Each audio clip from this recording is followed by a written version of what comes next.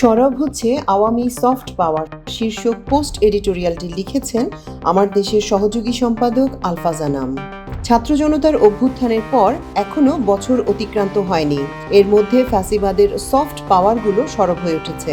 শেখ হাসিনার ১.৫ দশকের নিপীড়নমূলক শাসনের পক্ষে ন্যায্যতা উৎপাদন করেছে এদেশের মূলধারার সংবাদ মাধ্যম। অন্যদিকে বামপন্থী রাজনৈতিক দলগুলো শেখ হাসিনার বিভাজনের রাজনীতিকে উস্কে দিয়েছে। আমরা দেখছি এ দুপক্ষের দিক থেকে হাহাকার শোনা যাচ্ছে, যেন আগেই ভালো ছিলাম। দেশে এক ধরনের অস্থিরতা চলছে। হাসিনার পতনের পর বিভিন্ন পেশাজীবী সংগঠন ও প্রতিষ্ঠানগুলো একের পর এক দাবি দাওয়া নিয়ে মাঠে নামছে। ১.৫ দশকে যাদের মুখে ভাষা ছিল না, তারাও সরব হয়ে উঠেছে। সবার লক্ষ্য দাবি আদায়ের জন্য রাজপথে নেমে সরকারের উপর বাড়তি চাপ সৃষ্টি করা। ফলে প্রতিদিন রাজধানীর বড় অংশ কার্যত অচল হয়ে পড়ছে। এতে সরকারের উপর মানুষ যে শুধু বিরক্ত হয়ে উঠছে তা নয়, যারা এসব আন্দোলন সংগ্রাম করছেন তাদের উপর মানুষের ক্ষোভ বাড়ছে। সরকারের মধ্যে সমন্বয়হীনতা বাড়ছে। এর একটি কারণ হলো রাজনৈতিক অভিজ্ঞতা সম্পন্ন ব্যক্তির উপদেষ্টা পরিষদে না থাকা। অভ্যুত্থানের মধ্যে দিয়ে গড়ে ওঠা সরকারকে সব রাজনৈতিক দল সমর্থন দিয়েছিল, কিন্তু কয়েক মাস ধরে রাজনৈতিক দলগুলোর সঙ্গে, বিশেষ করে বিএনপির সঙ্গে সরকারের দূরত্ব তৈরি হয়েছে। ফলে বিএনপি বিভিন্ন ইস্যুতে রাজপথে নেমে সরকারের উপর চাপ সৃষ্টি করছে। আবার ছাত্রদের রাজনৈতিক দলের মধ্যে বিভাজন তৈরি হয়েছে। নতুন দল গঠনের কিছুদিনের মধ্যে একটি অংশ বেরিয়ে গিয়ে ইউনাইটেড পিপলস বাংলাদেশ বা আপ বাংলাদেশ নামে আলাদা প্ল্যাটফর্ম তৈরি করেছে। ছাত্রদের দলের মধ্যে রয়েছে আদর্শিক বিভাজন, ইসলামপন্থী ও জাতীয়তাবাদী ধারার ছাত্রনেতারা কোণঠাসা হয়ে পড়ছেন। বামপন্থীরা হচ্ছে শক্তিশালী। অবশ্য যে রাজনৈতিক দলের বামপন্থীদের প্রভাব বাড়বে, সে দলের ভাঙন বা বিভাজন অনিবার্য। কারণ তাদের একটাই লক্ষ্য, অণু থেকে পরমাণু হওয়া, নিজেদের মত চাপিয়ে দেওয়ার জন্য ছোট থেকে আরো ছোট হওয়া। ছাত্রদের দলও মনে হয় একই পরিণতির দিকে যাচ্ছে। দেশের ভেতরে যখন নানাভাবে অস্থিরতা তৈরির চেষ্টা করা হচ্ছে, তখন সীমান্তের ওপার থেকে সরকারের উপর চাপ বাড়ানোর কৌশল নেওয়া হচ্ছে। সীমান্ত জুড়ে চলছে পুশিনের চেষ্টা, স্থলপথে আমদানি নিষিদ্ধ করা কিংবা সীমান্তে সামরিক মহড়া চালিয়ে ভয় দেখানোর ভেতরে বাইরে সমন্বিত প্রচেষ্টার অংশমাত্র। এর সঙ্গে যোগ হয়েছে গণমাধ্যমে বাংলাদেশ বিরোধী প্রচারণা। শেখ হাসিনার পতন ও পলায়নের পর সাধারণ মানুষের দাবি ছিল গণহত্যার সঙ্গে জড়িতদের বিচার, একই সঙ্গে দেশের প্রশাসন ও বিচার বিভাগকে ফ্যাসিবাদ মুক্ত করা। কিন্তু অদৃশ্য কারণে এই দুটো কাজ শুরু থেকেই বাধাগ্রস্ত হচ্ছে। অনভিজ্ঞ উপদেষ্টা পরিষদও যেন কোন কাজটি আগে করবে আর কোন কাজটি পরে করবে তা নির্ধারণ করতে পারছে না। আওয়ামী লীগের বিচারের বিষয়টি যদি সামনে আসে, তাহলে প্রথমে প্রশ্ন আসবে, দলটির প্রথম সারির ক্ষমতাধর নেতারা কিভাবে পালিয়ে গেলেন। একথা সত্য, হাসিনা পলায়নের পর ৩ দিন দেশে কোনো সরকার ছিল না, পুলিশ পালিয়ে গিয়েছিল, প্রশাসন ছিল বিশৃঙ্খল। কিন্তু এরপরও আওয়ামী লীগের বেশিরভাগ নেতা দেশে ছিলেন। পরে তারা দেশ ত্যাগ করেছেন। এমনকি ক্যান্টনমেন্টে যারা আশ্রয় নিয়েছিলেন তাদের অনেকে নিরাপদে দেশ ছেড়ে চলে যান। আওয়ামী লীগ নেতাদের পালিয়ে যাওয়া ঠেকাতে তারা কার্যকর ভূমিকা নিতে পারেননি। এই নেতারা এখন বিদেশে বসে শুধু সরকার নয়, দেশ বিরোধী ষড়যন্ত্র করছেন। শেখ হাসিনা নিজে হত্যার হুমকি দিচ্ছেন। আওয়ামী লীগ নেতাদের মধ্যে সবশেষ দেশ ছেড়েছেন সাবেক রাষ্ট্রপতি আব্দুল হামিদ। তিনি প্রোটোকল নিয়ে সবাইকে জানিয়ে বিমানবন্দর দিয়ে দেশ ছেড়ে যান। এরপর ছাত্র জনতা আবার বিক্ষুব্ধ হয়ে ওঠে।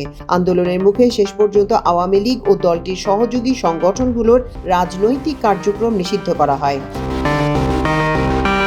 আন্তর্জাতিক অপরাধ ট্রাইব্যুনালের আইন সংশোধন করে দলের বিচারের বিধান রেখে আইন সংশোধন করা হচ্ছে। আরেকটি ট্রাইব্যুনাল গঠন করা হচ্ছে। কিন্তু এরপরও আন্দোলনে অংশ নেওয়া ছাত্র জনতার মধ্যে হতাশা আছে, এ সরকারের মেয়াদে কোনো বিচার শেষ হবে কিনা। অন্যদিকে ফ্যাসিস্টদের সহযোগীদের বিরুদ্ধে মামলা নিয়ে চলছে এক ধরনের তামাশা। হরে ধরে শত শত মানুষকে হত্যা মামলার আসামি করা হয়েছে।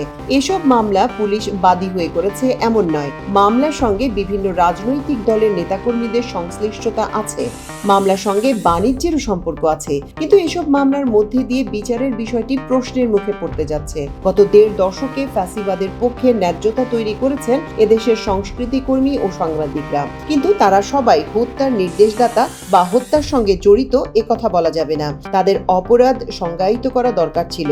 অপরাধ বিচার কিভাবে হবে তার সুনির্দিষ্ট প্রক্রিয়া বাতলে দেয়া যেত, কিন্তু সরকার সেদিকে মনোযোগ দেয়নি। ফলে তারা আবার বাকস্বাধীনতা কিংবা সাংস্কৃতিক কর্মকাণ্ডের স্বাধীনতার নামে রাজনৈতিক এজেন্ডা বাস্তবায়নের পরিবেশ সৃষ্টি করেছেন। আওয়ামী লীগের কার্যক্রম নিষিদ্ধ করা হয়েছে সন্ত্রাস বিরোধী আইনে। এই আইনে নিষিদ্ধ সংগঠনের যে কোনো ধরনের তৎপরতার খবর প্রকাশ ও প্রচার বেআইনি ঘোষণা করা হয়েছে। এ নিয়ে আওয়ামী সফট পাওয়ারের অংশ সাংবাদিকরা আপত্তি জানিয়েছেন। এর মধ্যে তারা মত প্রকাশের স্বাধীনতা খর্ব হওয়ার আশঙ্কা দেখছেন। প্রশ্ন হলো, জেএমবির মতো নিষিদ্ধ সংগঠনের তৎপরতার খবর কি সংবাদপত্রে প্রকাশ করে? তাহলে আওয়ামী লীগের খবর প্রচারে নিষেধাজ্ঞাকে তারা কেন মত প্রকাশের পথে বাধা হিসেবে দেখছেন? আসলে তারা আওয়ামী লীগের কার্যক্রম নিষিদ্ধ করাকে মেনে নিতে পারছেন না। ইউনূস সরকার গণমাধ্যমের স্বাধীনতা হরণ করতে চাইছে এমন একটা ধারণা দেওয়ার চেষ্টা করা হচ্ছে। আওয়ামী আমলে সরকারের আকাঙ্ক্ষার সঙ্গে মিল রেখে বিরোধী মতের নেতাকর্মীদের বিরুদ্ধে যা খুশি তা লেখা যেত। বছরের পর বছর ধরে জামায়াত শিবির বা ইসলামপন্থীদের উপর নিপীড়ন চালানোর পক্ষে বৈধতা তৈরি করেছে মূলধারার মিডিয়া। কোনো প্রকার তথ্য প্রমাণ ছাড়া বহু রাজনৈতিক নেতাকর্মীকে জঙ্গি ট্যাগ দিয়ে বিচার বহির্ভূত হত্যাকে জায়েজ করা হয়েছে। গণ অভ্যুত্থানের পক্ষে দেশের মানুষ এখন গণমাধ্যমের এই ভূমিকা দেখতে চান না। তারা গণমাধ্যমেরও জবাবদিহিতা চাইছেন। সোশ্যাল মিডিয়ায় মূলধারার গণমাধ্যমের ভূমিকা নিয়ে এখন প্রশ্ন তোলা হচ্ছে। যারা নিজেদের মিডিয়া এলিট হিসেবে পরিচিত, তাদের ভুল খবর প্রকাশের জন্য ক্ষমা চাইতে হচ্ছে কিংবা খবর প্রত্যাহার করতে হয়েছে। এই ভুল স্বীকার নিজেদের তৈরি করা আত্মমর্যাদায় আঘাত লাগছে। ফলে বলা হচ্ছে গণমাধ্যম নাকি মবের চাপে পড়েছে। ফ্যাসিস্টদের সহযোগী সাংস্কৃতিক পান্ডারাও এখন মুখ খুলতে শুরু করেছেন। যারা প্রকৃত অপরাধী তারা নিজেদের নিরপরাধ হিসেবে দাবি করছেন। আসাদুজ্জামান নূরের মতো ফ্যাসিবাদের পরিচিত সাংস্কৃতিক মুখ এখন নিজেদের নিরপরাধ দাবি করছেন। তার পক্ষে জনমত গঠনের চেষ্টা করা হচ্ছে। অথচ নীলফামারীতে তার গাড়ি বহরের হামলার অভিযোগে যে মামলা করা হয়েছিল, সেই মামলার আসামিদের অন্তত 3 জনের লাশ পাওয়া গিয়েছিল। তারা সবাই ছিলেন ছাত্রদল ও শিবিরের নেতাকর্মী। এদের গুমের পর হত্যা করা হয়েছিল। শেখ হাসিনা দুঃশাসনের সবচেয়ে নিপীড়নের শিকার হয়েছে বিএনপি ও জামায়াত ইসলামীর নেতাকর্মীরা। এখন বামপন্থী দলগুলো হয়ে উঠছে বিএনপির প্রধান মিত্র। এর মধ্যে বাংলাদেশের কমিউনিস্ট পার্টি সিপিবিও আছে।